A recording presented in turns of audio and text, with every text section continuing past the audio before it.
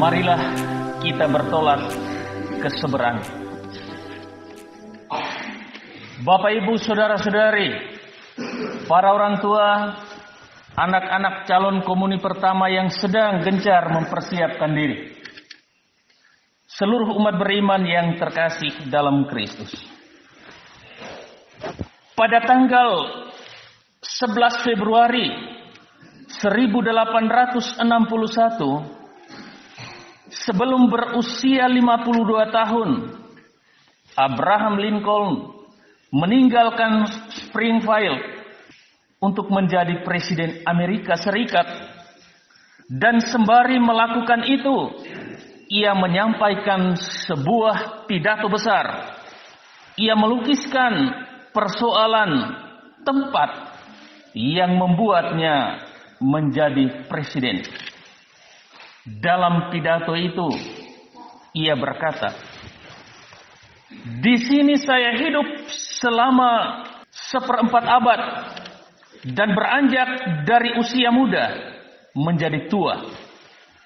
Sekarang saya pergi, tak tahu kapan dan apakah saya akan kembali." Kata-kata ini lahir ketika Lincoln sukses meraih kursi kepresidenan. Dengan bercermin pada seluruh perjalanan karirnya, suka maupun duka, perjalanan seorang politisi yang sukses, yang juga pernah gagal bertarung dalam usianya yang sangat muda, usia ke-23 tahun, untuk menjadi senat negara bagian Islands. Lincoln berpidato menyoal betapa besar andil dari basis tempat Springfield yang telah menempanya dan akhirnya menghantar dia menuju Gedung Putih sebagai orang nomor 1 Amerika Serikat pada saat itu. Nampak betapa pentingnya sebuah tempat asal, sebuah basis dalam melahirkan, menempa dan mendidik seorang kader hingga ia sanggup bertarung, bertahan dalam setiap tantangan, menjadi seorang yang sukses, memiliki karakter yang kuat. Bapak, Ibu, saudara-saudari, umat beriman yang terkasih dalam Kristus. Mungkin terlalu besar dan terlalu jauh perbandingan yang saya sampaikan ini. Tetapi sejalan dengan program keuskupan kita di tahun ini, keluarga menciptakan generasi baru. Saya ingin menarik perhatian Anda semua untuk coba berpijak pada apa yang saya sampaikan awal tadi, untuk menyadari betapa pentingnya sebuah basis tempat di mana seorang tinggal, hidup dan berada. Dalam hal ini, keluarga, orang tua, kampung halaman, gereja, kita semua yang tergabung di dalamnya. Pentingnya kita untuk menciptakan seorang pribadi yang mampu bertarung, berkompetisi dengan siapapun untuk meraih kemenangan, meskipun seringkali kita terpaksa kalah. Saudara-saudari yang terkasih, Kitab Ayub berbicara tentang pribadi Ayub, tokoh Ayub yang sukses di mata Allah dan manusia. Dalam perjalanan, Ayub diterjang penderitaan secara fisik dan mental. Imannya goyah.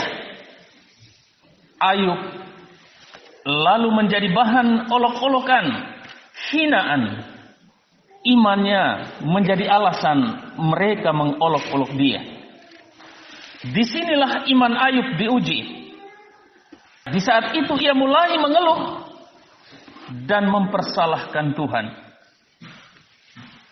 Namun, Tuhan melalui tanda-tanda alam menunjukkan segala kebesaran dan kuasa-Nya atas manusia, atas gembira dan derita manusia, atas sukses dan gagal, atas suka dan duka manusia. Lanjutan keseluruhan kitab Ayub menunjukkan bahwa Ayub setia dan bertahan dalam ujian iman yang berat itu. Ia memelihara kemurnian hatinya di hadapan Tuhan. Ayub bertahan dan setia dalam penderitaan berkat imannya yang kokoh, tak tergoyahkan kepada Allah yang ia percayai, dan juga pada latar belakang suatu masa serta tempat di mana ia tinggal dan berada. Saudara-saudari yang terkasih, Yesus mewarnai petualangan berbasis ujian bagi para murid-Nya dengan sebuah ajakan, marilah kita bertolak ke seberang. Sebuah ajakan untuk melepaskan segala kemapanan, situasi rutin harian yang telah dan tengah dialami selama itu. Tentu saja Yesus tahu dengan bekal atau modal yang sudah dimiliki oleh para murid, berupa iman oleh pengajarannya dan kepribadian para murid yang telah ia tempa dalam kebersamaan hidup mereka. Kita bisa bayangkan bagaimana kondisi awal ketika mereka mulai berlayar. Yang biasa pergi mancing pasti merasakan ini. Nah, ada gelombang kecil-kecilan sambil sedikit diterpa angin sepoi-sepoi, segar, menjadikan pelayaran itu begitu indah, menyenangkan. Yesus sendiri dalam lukisan Injil Markus, ia tertidur di sebuah tilam. Nyenyak dia. Pada saat mereka sedang menikmati indahnya pelayaran itu, tiba-tiba ombak mengamuk. Badai menghantam perahu mereka. Para murid panik. Mereka mulai sibuk mengendalikan perahu itu dengan caranya masing-masing. Mungkin ada yang menggayung air waktu itu. Ada yang memegang dayung. Dan lain-lain.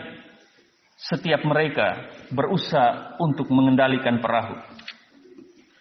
Ketakutan mereka bukan semata-mata pada situasi badai yang sedang mereka alami, tetapi juga pada latar belakang yang ada dalam pikiran mereka atas anutan dan kepercayaan bahwa danau, lautan adalah tempat tinggal raksasa dan hantu-hantu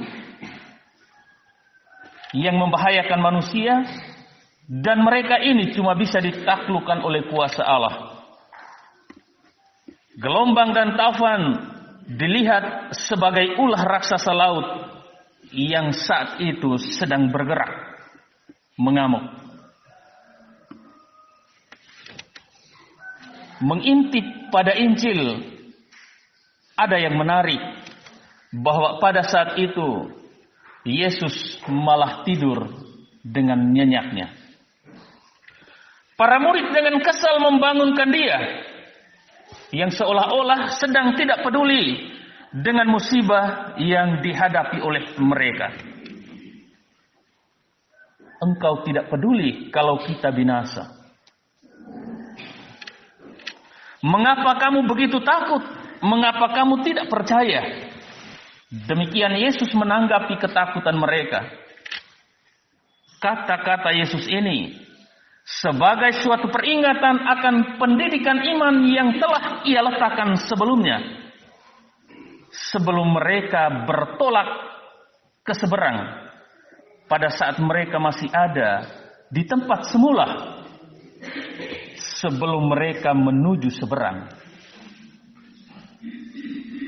Ajakan Yesus bertolak ke seberang menuai ujian bagi mereka. Ujian itu serentak sebagai kesempatan untuk mengukur seberapa besar peran tempat awal, tempat mereka sebelumnya dalam mengokohkan iman dan kepribadian mereka. Ujian itu berakhir pada sebuah pengakuan iman, meskipun masih dalam bentuk pertanyaan. Siapakah gerangan orang ini? Satu hal lagi yang menarik, Yesus tidak meninggalkan perahu murid-muridnya. Bapak, Ibu, saudara-saudari, umat beriman yang terkasih dalam Kristus. Hidup keluarga, hidup bertetangga, hidup di kampung halaman ini bersama adalah sebuah peralihan, atau ibarat kita sedang bertolak ke seberang. Pelayaran perdana begitu indah. Kita coba mengulang kembali saat-saat pertama hidup berkeluarga. Mungkin waktu setelah nikah ada bulan madu, entah kecil-kecilan atau besar-besaran. Ada situasi yang begitu menyenangkan karena segala sesuatu yang diimpikan, yang dicita-citakan untuk ada bersama dengan pasangan terwujud pada saat itu. Namun dalam perjalanan hari seolah-olah ada hentakan badai. Ada berbagai macam persoalan muncul menghadang. Ekonomi rumah tangga misalnya dapat pula naik turun bahkan berantakan. Anak-anak mulai berulah dan membuat kita pening kepala. Tidak seindah waktu mereka masih kecil dan bayi-bayi. Media komunikasi dengan tingkat kemajuannya yang tinggi dan pesat juga kemudian merusak karakter dan bangunan kepribadian. Kita merasakan rumah tangga mulai goyah dan akhirnya pula berpengaruh pada keluarga besar serta ikatan kebersamaan di kampung halaman kita. Dan cukup sering kita menemukan orang-orang kemudian dengan caranya sendiri dan bertindak masing-masing untuk keluar dalam kondisi itu. Hai para keluarga Katolik, para orang tua, kalianlah pemegang kendali bahtera rumah tangga. Akankah saudara-saudara meninggalkan bahtera itu, melompat, berenang, dan mencari aman sendiri, tanpa peduli pada kehancuran yang mungkin akan terjadi? Saya menantang saudara-saudara dengan satu kepastian bahwa kehancuran di ambang batas bila kita meninggalkan bahtera yang sedang kita kendalikan. Ingatlah, Yesus tidak meninggalkan bahtera itu.